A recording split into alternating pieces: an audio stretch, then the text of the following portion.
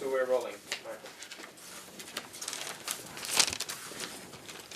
Hello viewers, welcome to our program on immigration and you. I am your immigration attorney Michael Fulwani, and once again we have my law partner David Nachman. David, welcome. Thanks so much, Michael. Before Glad we to be start the back. program, I just want a few words. There's never a single dull day. The way like David and me watch like hawk. Every day things change. New information comes in, memorandums come in, court cases. We really have to be very, very vigilant to see. And why am I saying this? Because Of the recent development, a week ago I didn't know about something like that's happened now. right, And all of a sudden we get this new bulletin that has some new information right. that we'll share with you later. It crept up on all of us. Yeah. It was incredible. Exactly, exactly. Yeah. But let's talk first about the cutoff date for the month of October. And this thing that we are talking about is connected with the visa bulletin. So then you and me can talk more about the new change that's going to take place. And Okay. some people will be helpful, get some help from that. Yeah. Okay. Okay, so the family preference category for the first preference was the unmarried sons and daughters of US citizens, advances by 4 weeks to January 15, 2008. The family 2A category, which are the spouse and children under the age of 21, advances by 6 weeks to April 15, 2014. The family 2B category, which are the unmarried sons and daughters over the age of 21 of green card holders, advances by 3 weeks to January 15, 2009. And the family third preference, which are the married sons and daughters of US citizens, advances by 2 weeks to May 22, 2004. And the fourth preference, the brothers and sisters of US citizens, advances by 3 weeks to February 8, 2003. Now the employment preference category is the This first. is the bad news. This is a bad news. Yes, Yeah. it is a bad news. But when we go to the second part of the bulletin, that is a new. Right. We're going to discuss the we're gonna good. cover Right. that Exactly. bad problem. Right. in a way- Exactly. in a way. Exactly. So the first preference, which are the priority workers, are current for all the countries, including India. The second preference, the advanced degree holders, are also current for most of the countries except India. India retrogressed, actually went back about 9 months to May 1, 2005. It was 2006 in Yep. September. Right. The third preference, which is for the professionals and skilled workers, retrogresses also by about 9 months and 2 weeks to March 8, 2004. And same thing, the EW other workers category.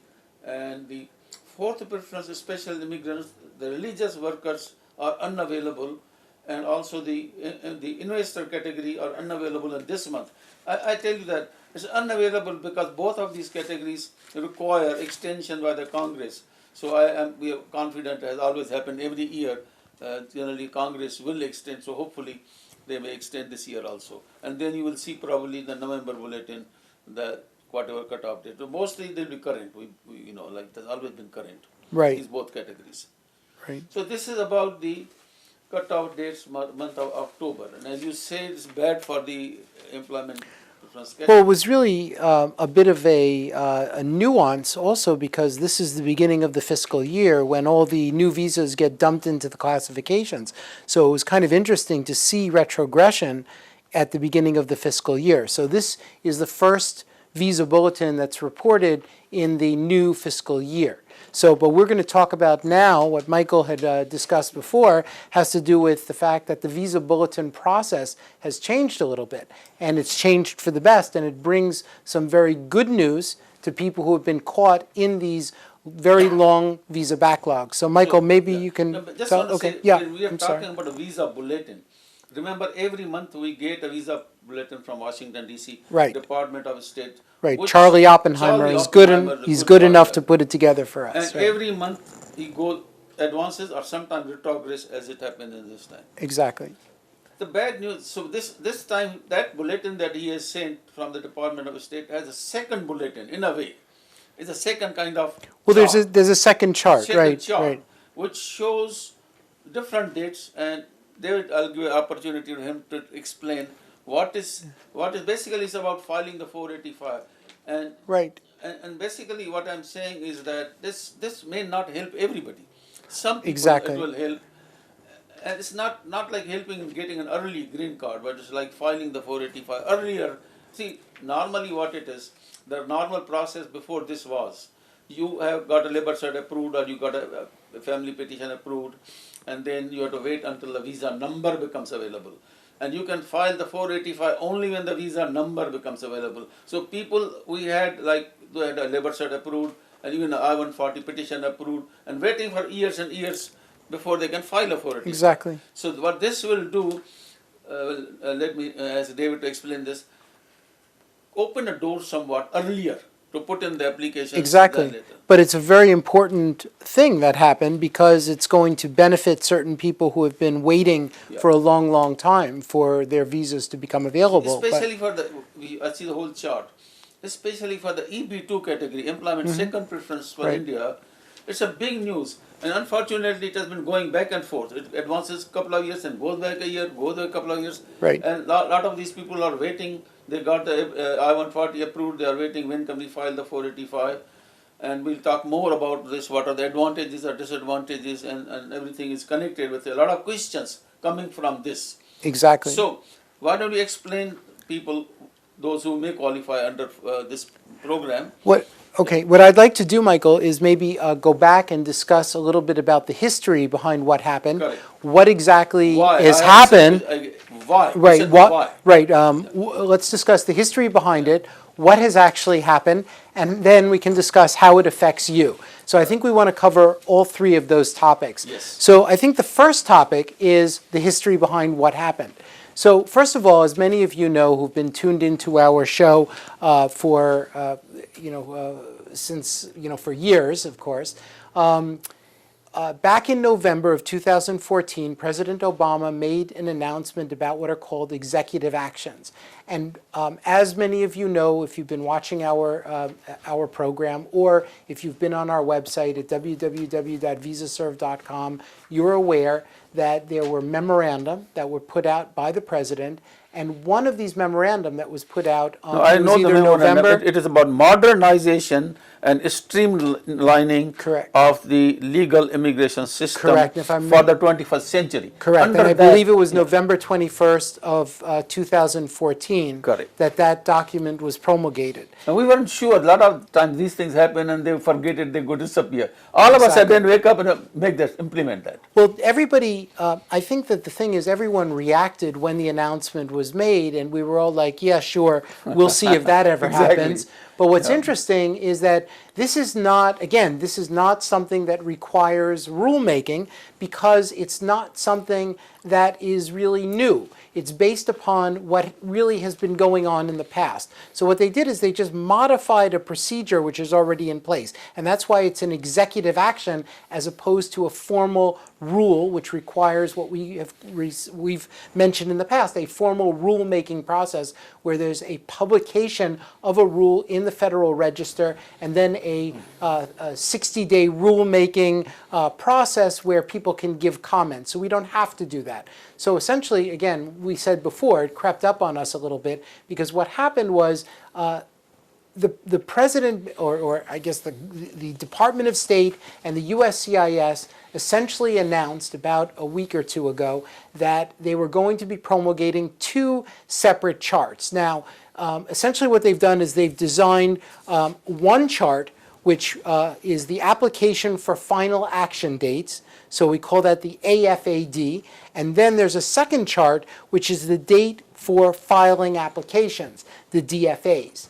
Now, what's really good is that in the date for filing applications, the DFAs, what essentially that does is it notifies individuals when they can, it allows them to make filings earlier, so in advance of the actual priority date becoming current. So what it does is it gives folks some time to start gathering their documents and getting these documents into the government. So what it does is it allows individuals who are waiting for their priority dates to file early, and we're going to tell you how early, because I think that's really one of the most important things. Folks are going to want to know, like, how early can you file? You know, what is the difference? Each category has a date specified. Right, and I actually did the calculations for India Yeah, for each separate classification. So we're going to talk about how many months in advance the application, the date of filing is ahead of the AFAD. So the DFA is going to be ahead of the AFAD. So what we're going to do is we're going to look at the DFA chart, and we're going to tell you how long in advance. And I'm not going to do this every single month for our viewers, but I did it this month because I think it's important for everyone to understand how early in advance you're going to be able to have when work authorization. You said you're not going to every month. What you are saying that this could change. This is likely to change every month also. Right, but I'm also now we are talking about the October bulletin. Correct, but what I'm saying is, Michael, I did a calculation for each month to see how much in advance people can file. Yeah. So every single month, Yes. people may be able to file in advance, Exactly. and then some months you Those won't dates be may able to change file. also. Right, exactly. But it's you have to do the calculation. No, I have, in 1 minute you finish that. I can give you the dates for each category in 1 minute. Okay, actually, I'm going to ask you to read the categories, and I'll tell everyone the amount of time for India. Right. So we'll do it that way, which I think would probably be the best for our viewers. But I just want everyone to understand that, again, there are now 2 charts, and what we've done to make things really easy for our viewers, and if you're savvy on the internet, if you go to www.visaserve.com, you'll see the 2 charts, and you'll see the different dates in the 2 charts. So again, be aware, the first chart has to do with when the priority date actually becomes actionable, okay? And the second chart has to do with when you can actually file the case, because the case is allowed to be filed. Now, what do you get if you file? So this early filing, you get, number 1, you get work authorization. Number 2, you get advanced parole, if you're entitled to it, of course. Number 3, you get the ability to use AC-21 mobility. So you get the opportunity, because once you file, that starts that 180-day clock ticking toward the ability to move into a new position in a same or similar occupation. So for those of you who are aware of the benefits of AC-21, it starts the clock ticking toward AC-21. The other benefit is, of course, a Child Status Protection Act benefit. That is not going to, in my opinion, that won't change. Let me go back for a minute. These dates we are talking about 2 separate dates. People should not get confused that now you can get a green card earlier. Green card you cannot get earlier because that is the dates that I said. Those are the cut-off dates. Exactly. When that then only you can use that. This is only filing it before that happens. So that's very good because that gives you some advantage. Although this bulletin doesn't say anything about EADs and about that, but we know that 485, these are clubbed with 485. When a 485 is filed, automatically you can get EAD, you can permission to travel. There are problems on the permission to travel that we can talk later on also. So I know we're running short on time, so let me just give everyone the differentials, okay? So for F1, Family First Preference in India, the differential is 14.5 months. Which means that, again, you're able to file 14.5 months before the priority date is actually current. Family 2A, India, is 10.5 months. Family 2B in India is 17.5 months. Family Third Preference classification for India is 10.25 months. And Family Fourth Preference, India, is 11.75 months. Now, in the employment-based classification, of course, everyone knows EB1 classifications are all current. EB2, India, this is very significant, 62-month spread. So that gives people an opportunity to file very early. Also for India on the this is on the EB3 classification, India has 15.75 months. EB3 other workers is going to be 15.75 months. And then EB4 generally is current, so you don't have to worry too much about that. But you can see then how the differential works, and you can individuals from India and other countries, of course, will have an opportunity to file in advance to get the benefits associated with the green card without, like Michael said, getting the green card. David, we can talk about the whole thing, but probably take about hour and a half. So sorry, time is running out. No, that's okay, of course. And then we continue next program or even a third Absolutely. program, continue to give you all this information every program that you will. Please make sure keep watching us every Saturday and Sunday at 11:45 in the morning, and stay tuned for the future programs. Thank you very much and goodbye. Thanks so much.